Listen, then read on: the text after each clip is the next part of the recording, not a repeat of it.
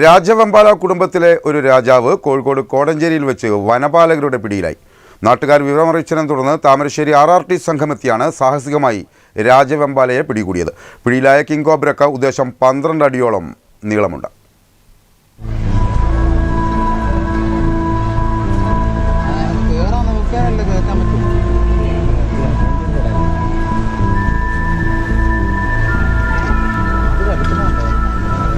കോടഞ്ചേരി ചെമ്പുകടവ് വെണ്ടേക്കുമ്പോയിൽ ജലവൈദ്യുതി പദ്ധതിയുടെ റോഡരികിൽ നിന്നാണ് രാജവെമ്പാലയെ പിടികൂടിയത്.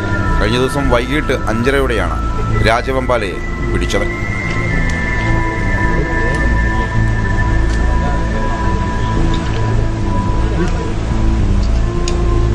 കൊക്കോ പറിക്കുന്ന ആദിവാസികളാണ് ഉദ്ദേശം 12 അടിയോളം നീളമുള്ള രാജവെമ്പാലയെ ആദ്യം കണ്ടത്.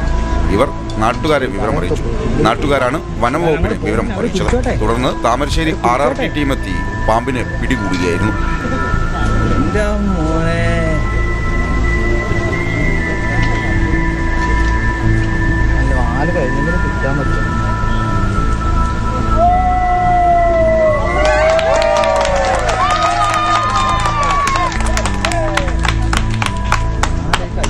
News bureau, Kodanchery.